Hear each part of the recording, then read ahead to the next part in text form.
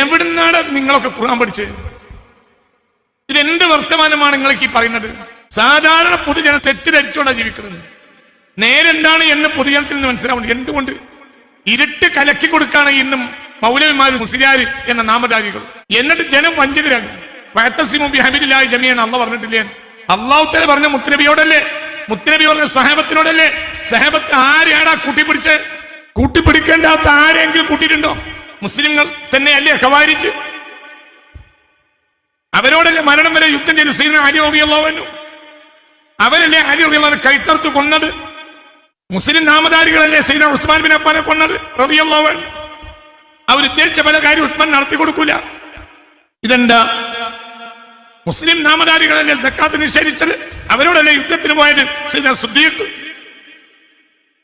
ആ സാധനം കൂട്ടിപ്പിടിക്കുക, പ്രതിസന്ധിയുടെ കാലം. ഖിലാഫത്തുർ റാഷിദയെ പോലെ പ്രതിസന്ധിയുടെ കാലം എന്നാണ് ലോകത്തുണ്ടായത്? എല്ലാ ജനങ്ങളോടും, എല്ലാ സമൂഹങ്ങളോടും, എല്ലാ മതവിഭാഗങ്ങളോടും വളരെ സന്തോഷമായിട്ടാണ് ഇസ്ലാമിക ഖലീഫകൾ ഖിലാഫത്തുർ റാഷിദയുടെ കാലത്തും പിന്നെയും വന്നിട്ടുള്ളത്. ആ കാലഘട്ടത്തിലെ ഉലമാക്കളും അങ്ങനെയാണ്. എല്ലാവരും വളരെ സന്തോഷത്തിലാണ് കഴിഞ്ഞുകൂടിയത്. എന്നാൽ ദുഃഖകരം എന്ന് പറയട്ടെ, നിലവിലുള്ള ചില വഹാബി പണ്ഡിതന്മാർ അന്യസമുദായക്കാരുടെ മുഖത്ത് നോക്കി ചിരിക്കുന്നത് പോലും തെറ്റാണ് എന്ന് എഴുതി വെച്ചിട്ടുണ്ട്. അതിൻ്റെയൊക്കെ വഴിവിട്ടുപോകൽ എത്രയാണ്! അന്യസമുദായക്കാരുടെ മുഖത്ത് നോക്കി ചിരിക്കൽ തെറ്റാണ് എന്ന് എഴുതി വെക്കുമ്പോൾ ഈ സമുദായത്തിന് അതുകൊണ്ട് വരുന്ന പരിക്ക് എത്രയാണ്!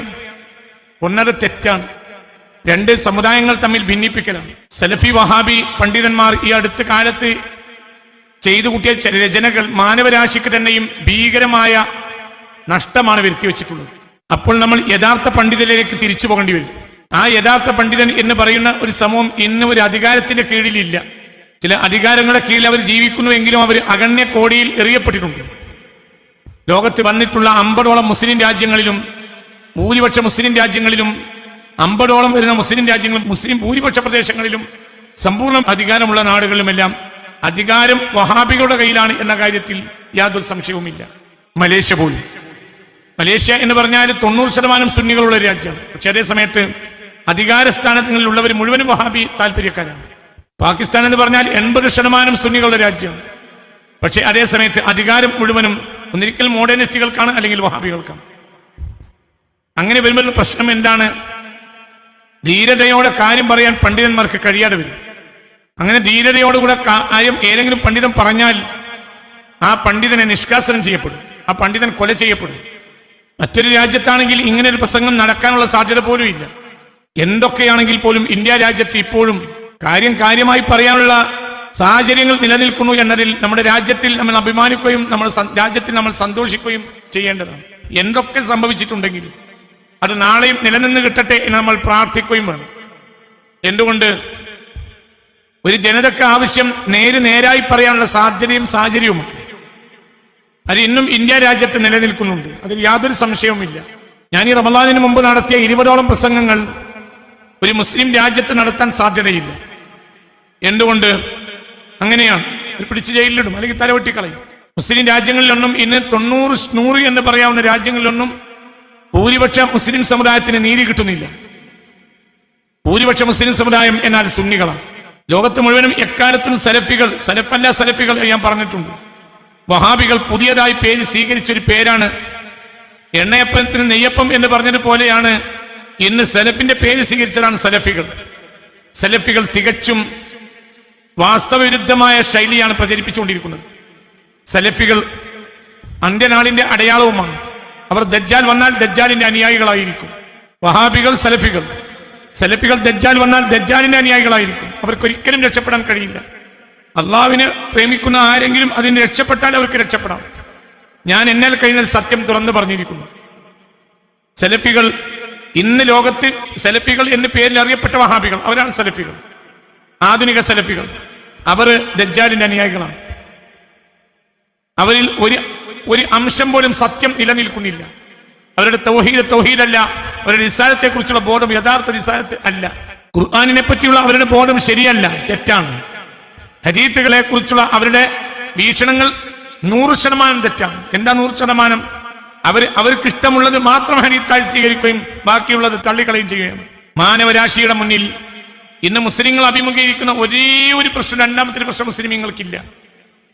മാനവരാശിയുടെ മുന്നിൽ മുസ്ലിമീങ്ങൾ ഇന്ന് അഭിമുഖീകരിക്കുന്ന ഒരേ ഒരു പ്രശ്നം, ലോക മുസ്ലിം രാജ്യങ്ങളിലെല്ലാം അധികാരം സലഫികൾക്കാണ്, വഹാബികൾക്കാണ് എന്നത് മാത്രമാണ്. വേറെ ഒരു പ്രശ്നം ഇന്ന് മുസ്ലിമീങ്ങൾക്കില്ല. നേരത്തെ ഇവിടെ ഉസ്മാൻ ഗാസിയുടെ ഒരു വസിയത്ത് ഞാൻ വായിച്ചു. നമ്മുടെ ലക്ഷ്യം എന്ന് പറഞ്ഞാൽ അള്ളാഹുവിനെ തൃപ്തിപ്പെടുത്തൽ മാത്രമാണ്, അല്ലാതെ ആരെങ്കിലും തൃപ്തിപ്പെടുത്തലല്ല. ആരെയെങ്കിലും തൃപ്തിപ്പെടുത്താൻ കഴിയില്ല, ആരെയും തൃപ്തിപ്പെടുത്തുകയുമല്ല. ഇതിൽ യാതൊരു സംശയവുമില്ല. ഇത് സത്യവും ഇത് യാഥാർത്ഥ്യവുമാണ്. ഒരു മുസ്ലിം സമുദായത്തിന് വലിയ നഷ്ടമാണ് ഇനി വരുത്തി വെക്കുക. നിലവിൽ വലിയ നഷ്ടം വരുത്തി വെച്ചിട്ടുണ്ട്, ഇനി വലിയ നഷ്ടം വരുത്തി വെക്കുകയും ചെയ്യും. അവർ ദജ്ജാലിന്റെ അനുയായികളാണ്. അവരെ മൃദുലമാക്കുന്ന പ്രഭാഷണങ്ങൾ പോലും സമൂഹത്തിലുണ്ടെങ്കിൽ ആ പ്രഭാഷണങ്ങളെല്ലാം അള്ളാഹുവിന്റെ അടുക്കൽ വലിയ പ്രശ്നമുണ്ടാക്കുന്ന പ്രഭാഷണങ്ങളായിരിക്കും. അള്ളാഹു പുറത്തു കൊടുത്തില്ലെങ്കിൽ ശിക്ഷിക്കപ്പെടും. അള്ളാഹു തല കാത്ത് രക്ഷിക്കട്ടെ. അത്രയും പ്രശ്നമാണ്, തമാശയല്ല. മുസ്ലിമീങ്ങൾക്ക് രണ്ടാമത്തൊരു പ്രശ്നം ഇന്ന് ലോകത്തില്ല.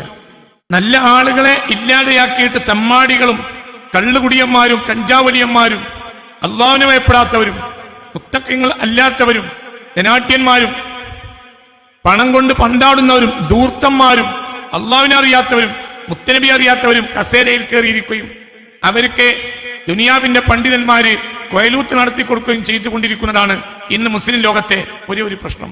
രണ്ടാമത്തെ ഒരു പ്രശ്നം മുസ്ലിമീങ്ങൾക്കില്ല. അത് തീർന്നാൽ തീരാത്തൊരു വിഷയവും ഇല്ല. അത് തീർന്നാൽ തീരും, പക്ഷെ അത് തീർക്കാൻ ആർക്കും കഴിയില്ല. അത് തീർക്കണമെങ്കിൽ ഇമാം മഹദി തന്നെ വരണം റളിയല്ലാഹു അൻഹു. ഞാനിവിടെ 99 ഖലീഫമാരെ പേര് വായിച്ചു. ഇനി 100ാമത്തെ ഒരാൾ ഇമാം മഹദി ആയിരിക്കും. വേറെ ഒരാൾക്ക് സാധ്യതയില്ല.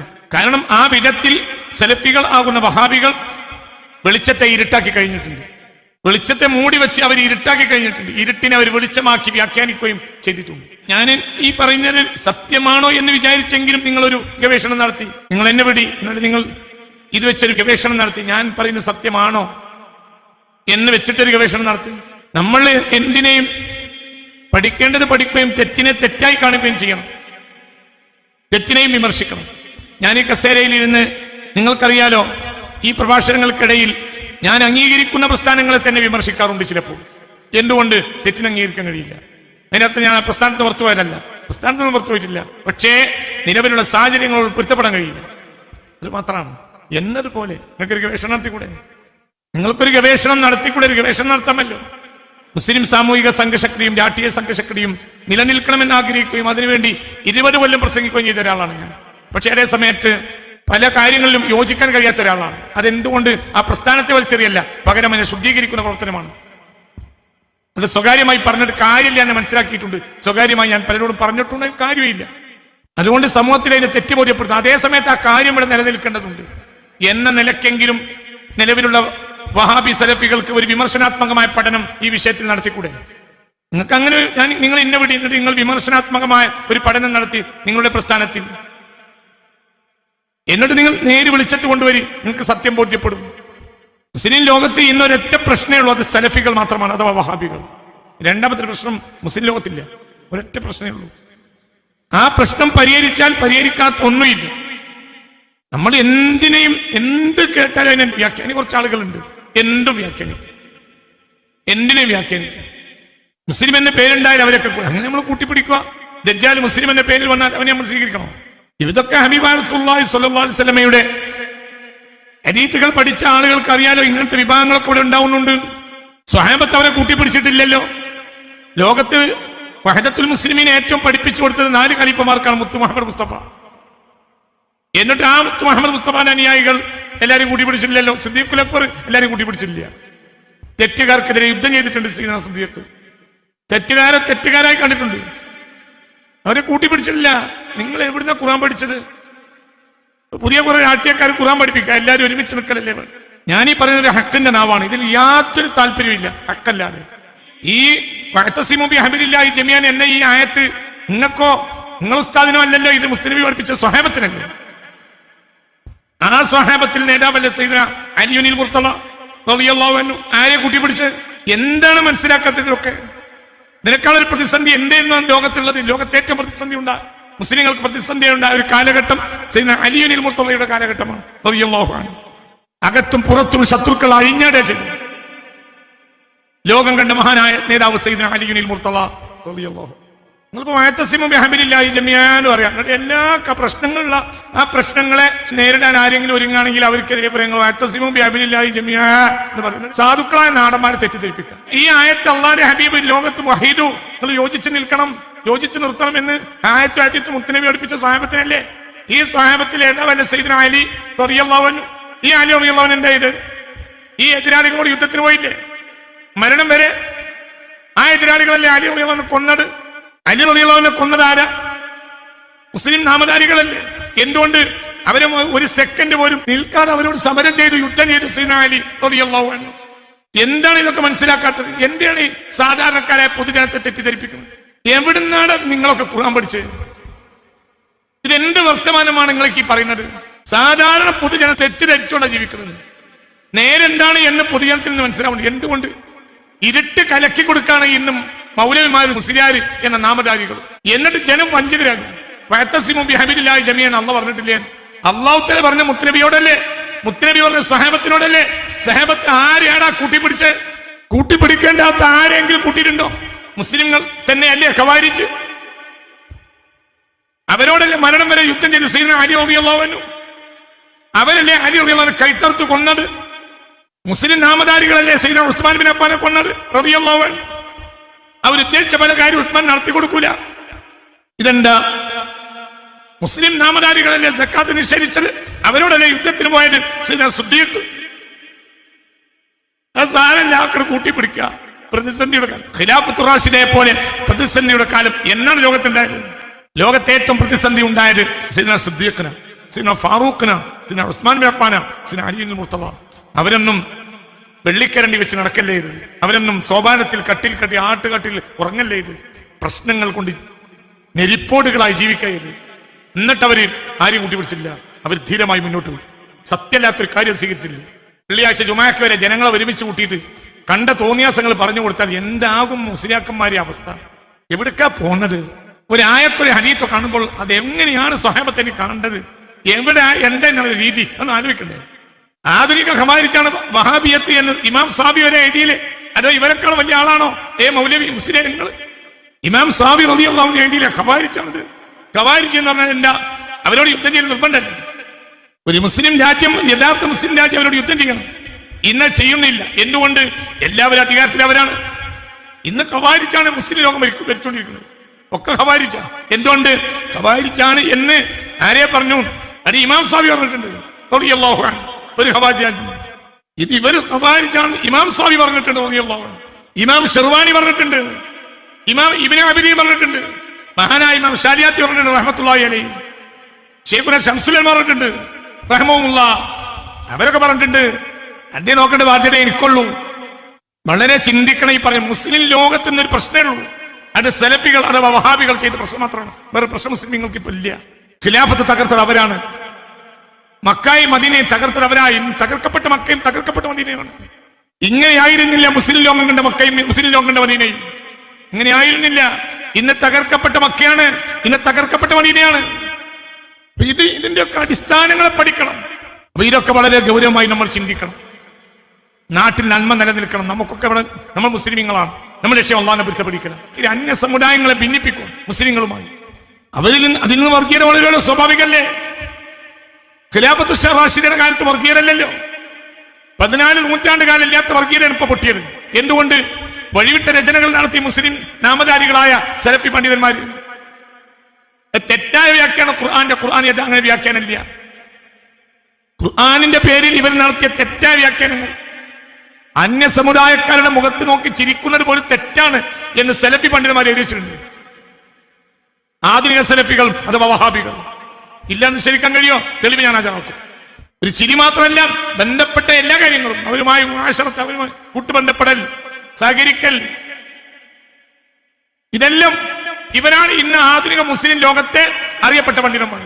അവരെങ്ങനെ നമ്മൾ അവലംബിക്കുക? ഇങ്ങനെ ഒരു വ്യാഖ്യാനമുണ്ടോ ഖുർആനും ഹദീസിനും? ഖുർആനിനും ഹദീസിനും ഇങ്ങനെ ഒരു വ്യാഖ്യാനമുണ്ടോ? തൊട്ടടുത്ത വീട്ടിലെ അന്യ സമുദായക്കാരെ മസീഹിയെയും യഹൂദിയെയും കൂട്ടി ഭക്ഷണത്തിനൊക്കെ വലുതാക്കി അവരെ കൂടെ ഇരുത്തി ഭക്ഷണം കഴിപ്പിച്ച എത്ര ചരിത്രമാണ് പണ്ഡിതന്മാർക്കും സയ്യിദന്മാർക്കും ഒക്കെ ഉള്ളത്. ഒരു ക്രിസ്ത്യാനി, ഒരു ജൂഡന്, ഒരു മുസ്ലിം ഒരു തളികയിൽ ഭക്ഷണം കഴിക്കും. ഇതല്ലേ ആയിരക്കണക്കായ കൊല്ലത്തെ മുസ്ലിം ലോകത്തെ ചരിത്രം. ഈ ചരിത്രങ്ങളെല്ലാം നിഷേധിക്കപ്പെട്ടിട്ടുണ്ട്. ഉസ്മാനികൾ എന്ന് പറഞ്ഞാൽ 800 കൊല്ലം ഒരു മുസ്ലിം ലോകത്തെ ഒരു തള്ളപ്പക്ഷി കുട്ടികളെ സംരക്ഷിക്കും പോലെ സംരക്ഷിച്ചിട്ടുണ്ട്.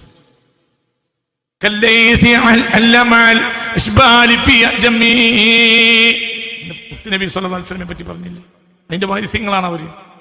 കാട്ടിലെ കടുവ തന്റെ കടുവ കുട്ടികളെ പോറ്റുന്നത് പോലെയാണ് മുത്തുനബി പോറ്റിയെന്നാണ് സല്ലല്ലാഹു അലൈഹി വസല്ലം. അങ്ങനെ തന്നെയാണ് അതിന്റെ വാരിസ്യങ്ങൾ ചെയ്തത്. ഇതിന്റെ പ്രശ്നം ഉണ്ടാകാൻ സമ്മതിച്ചില്ല. എന്നാൽ അന്യ സമുദായക്കാർക്കോ ഒരു അനീതി പോലെ അവർ കാട്ടിയതുമില്ല. എല്ലാവർക്കും നീതി കൊടുത്തു, എല്ലാവരും മനുഷ്യരായി കണ്ടു, എല്ലാവർക്കും സൗകര്യം ചെയ്തു കൊടുത്തു, എല്ലാവർക്കും പൂച്ചക്കും പട്ടിക്കും വരെ സ്ഥാനം ഉണ്ടായിരുന്നു അവരുടെ രാജ്യങ്ങളിൽ. ഞാൻ പിന്നീട് പറയാം എന്തുകൊണ്ട്. ഉലമാക്കളുടെ സാന്നിധ്യം ഉണ്ടായിരുന്നു. ഒന്നാമത്തെ ഉസ്മാൻ ഖാസി തന്നെ പറഞ്ഞു, അലൈക ബി ഉലമാഇ ശരിഅ, ആലിമീങ്ങളെ എപ്പോഴും പിൻപറ്റണം. എന്തൊരു പ്രശ്നം ഉണ്ടായാലും ആലിമീങ്ങളെ വെക്കണം. എന്തുകൊണ്ട്? ഫലാ യഅ്മുറൂനക ഇല്ലാ ബി ഖൈറിൻ, ഖൈറല്ലാതെ ആലിമീങ്ങൾ, യഥാർത്ഥ ആലിമീങ്ങൾ ഖൈറല്ലാതെ കൽപ്പിക്കുകയില്ല. യഥാർത്ഥ ആലിമിനെ യഥാർത്ഥ മുഅ്മിന് മനസ്സിലാവും.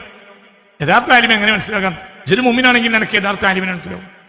നീ മുഅ്മിനാകാൻ നോക്കാൻ വേണ്ടത്. അല്ലാഹു തൗഫീഖ് തരട്ടെ. ഈമാനിന് വിളിച്ചണ്ടല്ലോ, അസ്ലീം ഉണ്ടായമാനെ വിളിച്ചണ്ട്. അല്ലാഹു തൗഫീഖ് തരട്ടെ. നല്ലോനും കള്ളോനും ഒറ്റ നോക്കിയാൽ കണ്ടെത്തിരും. അള്ളാഹുവിന്റെ തൗഫീഖിനാൽ ഇല്ലെങ്കിൽ ചില്ലറ സമയം കൊണ്ടെങ്കിലും മനസ്സിലാവും. ചില്ലറ സമയം കൊണ്ടെങ്കിലും മനസ്സിലാവും. ആലിമീങ്ങളോ, ആലിമീങ്ങൾ യഥാർത്ഥ ആലിമീങ്ങൾ ഖൈറല്ലാതെ ഒന്നും കൽപ്പിക്കുകയില്ല. അതുകൊണ്ട് ആലിമീങ്ങളെ പിടിക്കണം എന്ന് ഉസ്മാൻ ഖാസി റഹ്മത്തുള്ളാഹി അലൈഹി തന്റെ മരണത്തിന് തൊട്ട് മുമ്പ് തന്റെ മകന് കൊടുത്ത വസിയത്ത് അത് അപ്രകാരം തന്നെ പുലർത്തണം എന്ന് പറഞ്ഞത് മാത്രമല്ല, ഈ ഹക്കായ മാർഗത്തിൽ നിന്ന് എന്റെ പിൻഗാമികൾ ആരെങ്കിലും തെറ്റിയാൽ അവർക്ക് മുത്തു മുഹമ്മദ് മുസ്തഫ സല്ലല്ലാഹു അലൈഹി വസല്ലം ഷഫാഅത്ത് അവർക്ക് ഹറാമായിരിക്കും എന്നുവരെ മഹാനായ ഉസ്മാൻ ഖാസി റഹ്മത്തുള്ളാഹി അലൈഹി അഥവാ ഉസ്മാനിയ സൽത്തനത്ത് സ്ഥാപിച്ച, ഖിലാഫത്ത് സ്ഥാപിച്ച ഒന്നാമത്തെ മഹാൻ വസിയത്ത് എഴുതി വെച്ചിട്ടുണ്ട്. ആ വസിയത്ത് ഇന്നും ലോകത്ത് ലഭ്യമാണ്. അവരെ സ്വകാര്യ ജീവിതം, അവരെ രചനകൾ.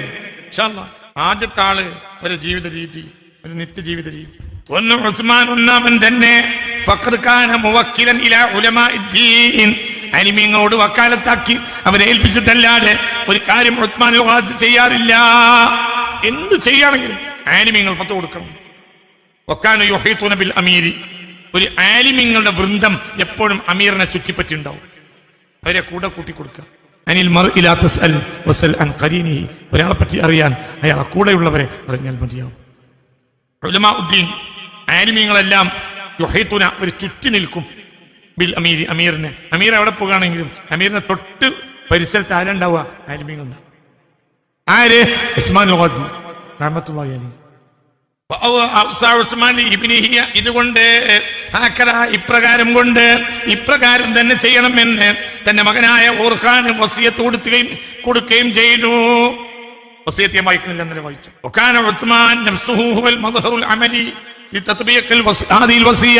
ഈ വസിയത്തിൽ പറഞ്ഞ എല്ലാ കാര്യങ്ങളും നടപ്പിലാക്കിയ ആദ്യത്തെ ആൾ ആരെന്നെയാണ്? ഉസ്മാൻ ഖാസി തന്നെയാണ്. അതായത് പാപ്പ ഊർഖാന്, മകൻ ഊർഖാൻ വസിയത്ത് കൊടുത്തു. ആര്? ബാപ്പയാ ഉസ്മാൻ ഖാസി. ആ വസിയത്തിലെ എല്ലാ കാര്യവും ആരെ നടപ്പിലാക്കിയിട്ടുണ്ട്? ബാപ്പ നടപ്പിലാക്കിയതേ മകനോട് പറഞ്ഞിട്ടുള്ളൂ. എന്തുകൊണ്ടെന്നാൽ ഇത് ആശൽ അമീർ ഉസ്മാനുൽ ഖാസി ജീവിച്ചിരുന്നത് ഹയാത്ത സുഹ്ദി, സുഹ്ദിന്റെ ജീവിതമായിരുന്നു. സാഹിദാണ്, വലിയ സൂഫിയ. അദ്ദേഹത്തിന്റെ വീട്ടിൽ ചെലവ് നടത്തുക അദ്ദേഹം വളർത്തിയിരുന്ന ആടിന്റെ വരുമാനം കൊണ്ട് മാത്രമായിരുന്നു. ജനങ്ങളുടെ മേൽ നീതി പിരിക്കുന്നതിൽ നിന്നും വളരെ പുറകോട്ട് നിന്ന ഒരാളാണ് ഉസ്മാൻ ഖാസി. കിട്ടിയാലോ അതൊക്കെ രാജ്യത്തിന് ഉപകാരത്തിന് വേണ്ടി അദ്ദേഹം ആട് വളർത്തിയിരുന്നു. ഉസ്മാൻ ഖാസി ദർജ കൊടുക്കട്ടെ. വളരെ ചിന്തിക്കണം. ഖലീഫ, ലോകം അവരെ കയ്യിലെത്തണം. എന്നിട്ട് അവർ ജീവിക്കണത് എങ്ങനെയാ? അങ്ങനെ ഒരു എന്താ വിചാരിക്കണത്? ഒരു ഖിലാഫത്ത് റാഷിദിയുടെ കാലത്ത് മാത്രമൊന്നുമല്ല, അങ്ങനെ ജീവിച്ച ആളുകൾ പിന്നെയുണ്ട്, ഉണ്ടാവണല്ലോ. ദീനിന്റെ വിലയുള്ളത്. ഉസ്മാൻ ഖാസിക്ക് എന്തുണ്ടായിരുന്നു? കുറച്ച് ആടുകളുണ്ട്. ഈ ആടുകളെ പോറ്റിയായിരുന്നു ഉസ്മാൻ ഖാസി. ഉസ്മാനിയ ഖിലാഫത്ത് സ്ഥാപിച്ച മഹാചക്രവർത്തിയാണ് ആര്? ഉസ്മാൻ ഖാസി. അദ്ദേഹത്തിന്റെ വരുമാനം എന്താ? അദ്ദേഹത്തിന്റെ വരുമാനം കുറച്ച് ആടുകളാണ്. ആ ആടിന്റെ വരുമാനം കൊണ്ടാണ് അദ്ദേഹത്തിന്റെ കുടുംബം കഴിഞ്ഞു വന്നിരുന്നത്. ഉള്ളത് കൊണ്ട് തൃപ്തിപ്പെടുന്ന ആളായിരുന്നു. ജിത്തൻ, കിട്ടിയതെല്ലാം കൊടുക്കുന്ന ആളായിരുന്നു. അദ്ദേഹത്തിന്റെ വീട്ടിലൊരു സുപ്രയുണ്ടായിരുന്നു. അസറിന്റെ നേരത്തെ ആ സുപ്ര വിരിക്കും.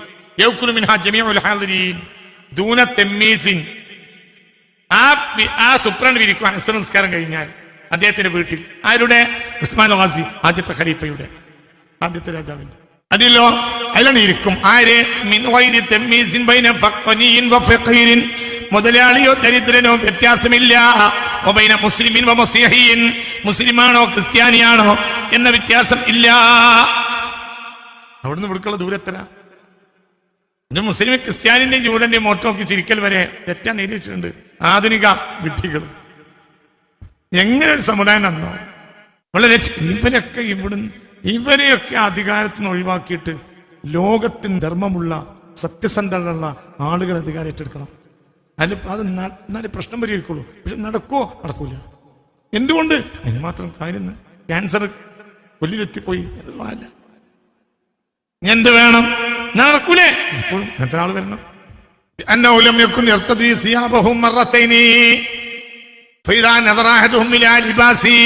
ആർക്കെങ്കിലും അദ്ദേഹത്തിന്റെ വസ്ത്രം കൊടി തോന്നിയാൽ വസ്ത്രമഴിക്കും. ആ വസ്ത്രം കൊടുക്കും. ആ വസ്ത്രം കൊടുക്കും. അദ്ദേഹം ധരിച്ച വസ്ത്രത്തിൽ ഒരാൾക്ക് ഇഷ്ടമുണ്ടെന്ന് തോന്നിയാൽ ആ വസ്ത്രം അഴിച്ച് അയാൾക്ക് കൊടുക്കും. എത്രയോ വസ്ത്രമില്ലാത്തവർക്ക് വസ്ത്രം കൊടുത്ത പതിവ് അദ്ദേഹത്തിനുണ്ട്.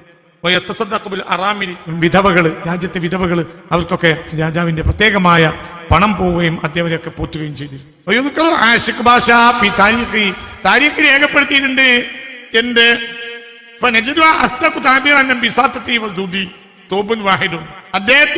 അദ്ദേഹത്തിന്റെ തെരിക്കത്ത്, അദ്ദേഹത്തിന്റെ അനന്തര സ്വത്ത്. അദ്ദേഹം മരിക്കുമ്പോൾ അത് കൈകിട്ടിയൊക്കെ കൊടുക്കും. അങ്ങനെ സ്വഭാവക്കാരായിരുന്നു ഉസ്മാൻ ഗാസി. അദ്ദേഹം മരിക്കുമ്പോൾ അദ്ദേഹത്തിന്റെ കയ്യിലുള്ളത് എന്താ? ഒരു കൂട്ടം വസ്ത്രം, പിന്നെ ഒരു പെട്ടി ഉണ്ടായിരുന്നു. ആ പെട്ടി ഇങ്ങനെ കുതിരപ്പുറത്ത് പോകുമ്പോൾ കുതിരയുടെ സൈഡ് കെട്ടി തൂക്കും. പിന്നെ ആ പെട്ടിയും അദ്ദേഹത്തിന്റെ അനന്തര സ്വത്താണ്. രാജാവിന്റെ അനന്തര സ്വത്താണ് ഉപ്പിടുന്ന ഒരു പാത്രം. നീണ്ടൊരു കാലുറുള്ള ഒരു ചെരുപ്പ്, ഷൂ. ഒരു മരപ്പെട്ടി വേറെയും. അദ്ദേഹം കുതിരയെ ധരിപ്പിച്ചിരുന്ന ഒരു അങ്കി, സൈഫുൻ, ഒരു വാള്, കിനാന, റുംഹ്, ഒരു ആവനാഴി കുന്തം, അഗ്നാമിൻ, 3 ആടുകളും കൊടുത്തു കഴിഞ്ഞിട്ടുണ്ട്. ആരെങ്കിലും അതിഥികൾ വന്നാൽ അതിഥികൾക്ക് അറുത്തു കൊടുക്കാൻ വേണ്ടി ഇങ്ങനെ വെച്ച ആടുകളിൽ ബാക്കിയായ 3 ആടും അതേ ഉള്ളൂ. അതാണ് എന്റെ ഉസ്മാനി സൽത്തനത്തിന്റെ നേതാവിന്റെ അവസ്ഥ. അതാണ്. അവസാനത്തെ ഖലീഫയോ നിത്യ ചെലവിന് ബുദ്ധിമുട്ടിയിരുന്നു. ആര്? അബ്ദുൽ ഹമീദ് രണ്ടാമൻ. ഇങ്ങനെയാണ് ജീവിച്ചത്. ഇതിനിടയിൽ പണക്കാരുണ്ടായിട്ടുണ്ട്, പക്ഷെ അവരൊക്കെ സാഹിത്യങ്ങളാണ്. പണക്കാരുണ്ടെങ്കിലും സാഹിത്യം. സമ്പത്തിൽ നിന്ന് ഒന്നും ഉസ്മാൻ ഗാസിക്ക് ബാക്കിയില്ല, ഒന്നുമില്ല. അദ്ദേഹത്തെ പിന്തുടർന്ന പണ്ഡിതന്മാർ സദാ നേരത്തും അദ്ദേഹത്തിന്റെ ഉസ്മാൻ ഗാസിയുടെ കൂടെ ഉണ്ടായിരുന്ന പണ്ഡിതന്മാർ, ഒന്ന് അൽ വലി ഇദബാലി റഹ്മത്തുള്ളാഹി അലൈഹി, അദ്ദേഹം തരീഖത്തിന്റെ ശൈഖ, വഫിയ തരീഖത്തിന്റെ ശൈഖായിരുന്നു അവർ. അൽ മൗലാ തൂർസുൻ ഫഖീഹ്, അൽ മൗലാ ഖിതാബ് അബുൽ ഖാസിം ഖുറാഹസാരി, അശൈഖ് അൽ ആരിഫ്, ഇതൊക്കെ പണ്ഡിതന്മാരാണ്. അശൈഖ് അൽ ആരിഫ് ബില്ലാഹ് മുലഖസ് ബാബ, അശൈഖ് അൽ ആരിഫ് ബില്ലാഹ് ആഷിഖ് ബാഷ, അശൈഖ് അലവൻ ജലബി, അശൈഖ് അൽ ആരിഫ് ബില്ലാഹ് ആഖി ഹസൻ, കുല്ലു മിനൽ മുതസവ്വിഫീന അസ്സുഹാദ്. സായിദീങ്ങളായ വലിയ വലിയ സൂഫികളാണ് പിന്തുടർന്നിരുന്നത്. വലിയ വലിയ കിതാബ് എഴുതിയ പണ്ഡിതന്മാരും ഏതൊരു ഭരണകാര്യം നടത്തുകയാണെങ്കിലും ഇവര് മത്സരത്തിണ്ടാവും. ഇവരെ തീരുമാനത്തിനനുസരിച്ച് തീരുമാനം എടുക്കുള്ളൂ ഉസ്മാൻ ഗാസി. അതുകൊണ്ടാണ് മക്കളെ എപ്പോഴും ആലിമീങ്ങളെ പിൻപറ്റണം കേട്ടോ. ഹക്കായ ആലിമീങ്ങൾ ഖൈറല്ലാതെ ഒന്നും പറയുകയില്ല എന്ന് വസിയത്തിൽ എഴുതി വെച്ചത്. മകൻ ഓർഖാനോ ഇതേ വസിയത്ത് അദ്ദേഹം നടപ്പിലാക്കി. കാന മുഹിബ്ബൻ ലിൽ ഉലമാഇ വലിഹുഫാദിൽ ഖുർആൻ. ആലിമീങ്ങൾക്കും ഹാഫിളീങ്ങളെയും വളരെ ഇഷ്ടപ്പെട്ട ആളായിരുന്നു ഓർഖാൻ മകൻ.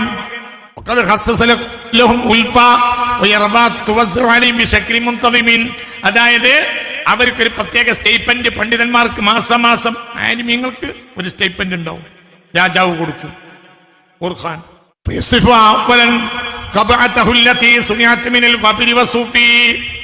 രോമം കൊണ്ടുണ്ടായ ഒരു തൊപ്പിയായിരുന്നു ധരിച്ചിരുന്നത്, കിരീടമല്ല. അതിനെ ചുറ്റിയിരുന്നു കുമാശിൻ അബിയൽ, ഒരു വെള്ളത്തുണി. തസ്ബീഹൻ വ തഖലീദൻ ലിമൗലാന ജലാലുദ്ദീൻ റൂമി. ജലാലുദ്ദീൻ റളിയല്ലാഹു അൻഹു എങ്ങനെയായി തലപ്പാവ് ധരിച്ചിരുന്നത്, അങ്ങനെയാണ് ഓർഖാൻ ധരിച്ചിരുന്നത് റഹ്മത്തുള്ളാഹി അലൈഹി. മാ ഇർസി എന്നാൽ അദ്ദേഹത്തിന് ഓർഖാന് കൃത്യത ഉണ്ടായിരുന്നു, കൃത്യനിഷ്ഠ. അല്ല സിയാമി അയ്യാമിൽ ഇസ്നൈൻ വൽ ഖമീസ്, രാജാവിന്റെയും തിങ്കളാഴ്ചയും വ്യാഴാഴ്ചയും നോമ്പുൽക്കും.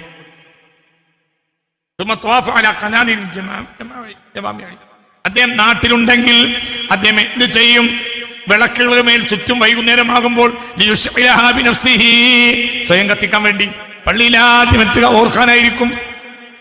അദ്ദേഹം എന്ത് ചെയ്യും? അദ്ദേഹം പള്ളിയിൽ വന്നാൽ ജാമിഅ ഹുമൈദി എന്ന വലിയ പള്ളി ഉണ്ടായിരുന്നു. ആ പള്ളിയിൽ അസറിന് ശേഷം അദ്ദേഹത്തിന്റെ പണി എന്താണ്? നാട്ടിലുണ്ടെങ്കിൽ വിളക്കിൽ എണ്ണ പറഞ്ഞു വെക്കുക, കത്തിക്കുക. അദ്ദേഹം ബിനഫ്സി ചെയ്യും. വലിയ വലിയ ചക്രവർത്തിമാർ. എന്നാലും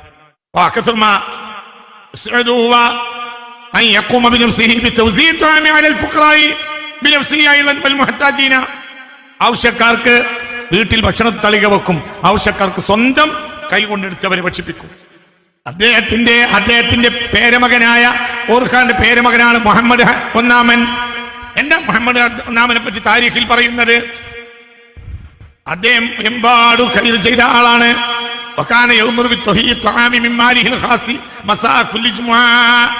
എല്ലാ ജുമാ ദിവസവും പ്രത്യേക ഭക്ഷണം ഉണ്ടാക്കി കൊടുക്കും.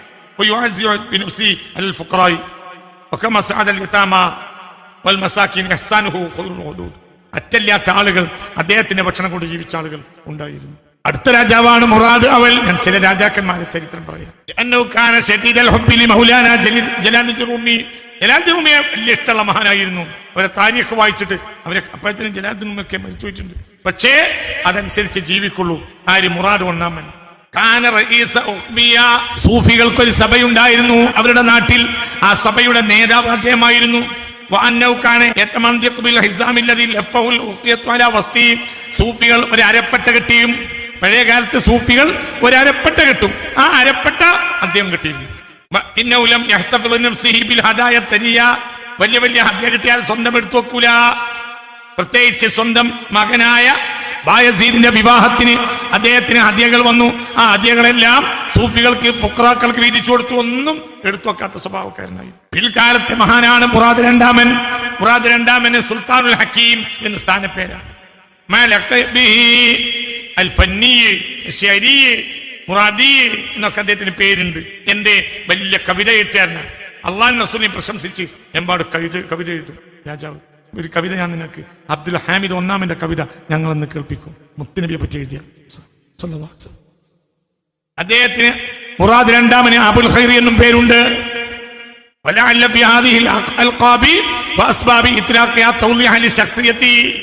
അദ്ദേഹത്തിന്റെ വ്യക്തിത്വത്തെ ഇതിൽ നിന്ന് മനസ്സിലാക്കാൻ കഴിയാം. വലതുൽ ഖൈർ എന്നാണ് പേര്. ആര്? മുറാദ് രണ്ടാമൻ. മുറാദ് രണ്ടാമന്റെ മകനാണ് മുഹമ്മദുൽ ഫാത്തിഹ്. മുഹമ്മദുൽ ഫാത്തിഹ് ആരാന്ന് ചോദിക്കേണ്ട ആവശ്യമില്ല. മുസ്ലിം ലോകത്തെ ഏറ്റവും വലിയ അഭിമാനിക്കാവുന്ന നന്മകൾ നൽകിയ മഹാനായ രാജാവാണ് ആര്? മുഹമ്മദുൽ ഫാത്തിഹ് റഹ്മത്തുള്ളാഹി അലൈഹി. അവരാണ് ഇസ്താൻബുൾ മുസ്ലിം ഉമ്മത്തിന് സമ്മാനിച്ചിട്ടുള്ളത്. മുസ്ലിമീങ്ങളെ കയ്യിൽ വരുമെന്ന് ഹബീബാ നബി പറഞ്ഞിട്ടുണ്ട്. ആ ഖലീഫ ആരാണ്? മുഹമ്മദുൽ ഫാത്തിഹ്. അവരെ പറ്റി റസൂലുള്ളാഹി ഓർമ്മപ്പെടുത്തിയിട്ടുണ്ട്. നന്മയുണ്ട്. മുഹമ്മദുൽ ഫാത്തിഹിനെ റസൂലുള്ളാഹി ഓർമ്മിപ്പിച്ച് പറഞ്ഞിട്ടുണ്ട്. ഇത് പിടിച്ചടക്കുമെന്ന് പറഞ്ഞിട്ടുണ്ട്. അവർക്കൊക്കെ അള്ളാഹു തആല വലിയ പദവി പരലോട്ട് കൊടുക്കുമെന്ന് റസൂലുള്ളാഹി പറഞ്ഞിട്ടുണ്ട്. അത് ഉസ്മാനി ഖലീഫയായ മുഹമ്മദുൽ ഫാത്തിഹാണ്. എന്നാൽ മറ്റത് അങ്ങനെയല്ല. മറ്റൊരു അള്ളാഹുവിന്റെ ഹബീബ് ഇഷ്ടപ്പെടാത്ത നജിദിൽ നിന്ന് ഒന്നവരാണ്. വ്യത്യാസമുണ്ട്. വളരെ ചിന്തിക്കണം. ചിന്തിക്കുന്നവർക്ക് ഇതൊക്കെ പാടുണ്ട്. ചിന്തിക്കുന്നവർക്ക് പാടുണ്ട്. മുറാദ് രണ്ടാമൻ കുട്ടി ജനിച്ചു. മുഹമ്മദുൽ ഫാത്തിഹ്. കുട്ടിക്ക് 9 വയസ്സായി. അപ്പോൾ കുട്ടിയെ നല്ല ഉഷാറുള്ള കുട്ടിയെ മുഹമ്മദുൽ ഫാത്തിഹ് ചെറുപ്പത്തിന്. അപ്പോൾ രാജാവാക്കി ആരെ? മുഹമ്മദുൽ ഫാത്തിഹിനെ. എന്നിട്ടോ ബാപ്പ സൂഫിയായിട്ട് ഇബാദത്തിന് വേണ്ടി കാട്ടിൽ പോയിരുന്ന് ഇബാദത്ത് ചെയ്യാൻ തീരുമാനിച്ചു.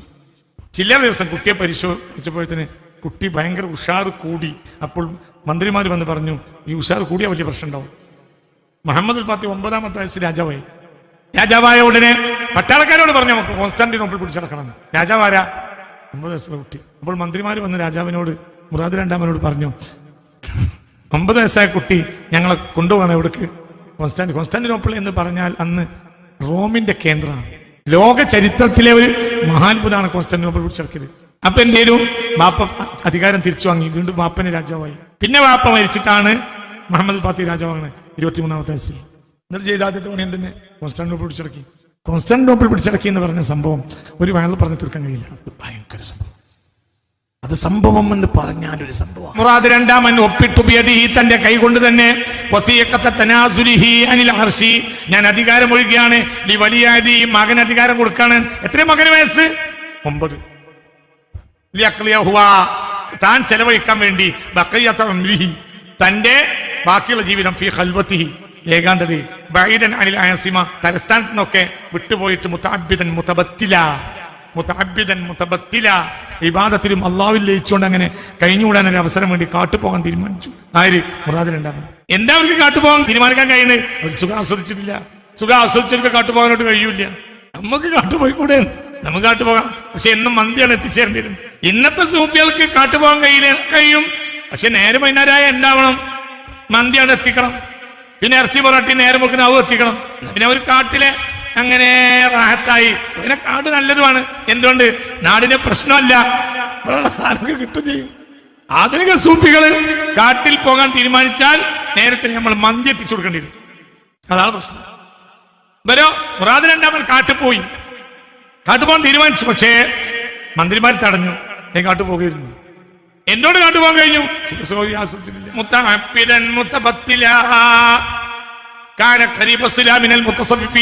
സൂഫികളോട് ബന്ധം നിലനിർത്തുന്ന ആളായിരുന്നു. എന്നൊരു മഹാനുണ്ടായിരുന്നു. ബൽക്കാന സബബൻ മുബാശിറൻ ഫി ഇന്തിശാരി ത്വരീഖത്തിൽ ബൈറാമിയ ത്വരീഖത്ത് സൈനിയ ത്വരീഖത്തുള്ളതിനെ കൂടെ ബൈറാമിയ ത്വരീഖത്ത് തുർക്കിയിൽ വ്യാപിക്കാൻ കാരണം മുറാദ് രണ്ടാമന് ബൈറാം വലി എന്ന വലിയ വലിയുണ്ടായിരുന്നു. അദ്ദേഹത്തോടുള്ള ബന്ധമാണ്. ഇതിനൊരു കാര്യം മനസ്സിലാക്കേണ്ടത്, ഒരു ത്വരീഖത്ത് ഒരു അടിച്ചേൽപ്പിക്കണില്ല. ഒരു രാജാവിന് ത്വരീഖത്ത് മൗലവിയാണെങ്കിൽ മറ്റേത് സൈനിയാണ്, മറ്റേ ഷാദുലിയാണ്, മറ്റേ കൃഷ്ണമണ്ഡിയാണ്. ഓരോരുത്തരും അവനവന്റെ സൗകര്യത്തിന് വേണ്ടി ത്വരീഖത്ത് ഏറ്റെടുക്കും. അതുപോലെ തന്നെ ഒക്കെ ത്വരീഖത്തെ ഹക്കാണ്, അള്ളാഹിന്റെ മാർഗത്തിലേക്കുള്ളതാണ് ത്വരീഖത്ത്.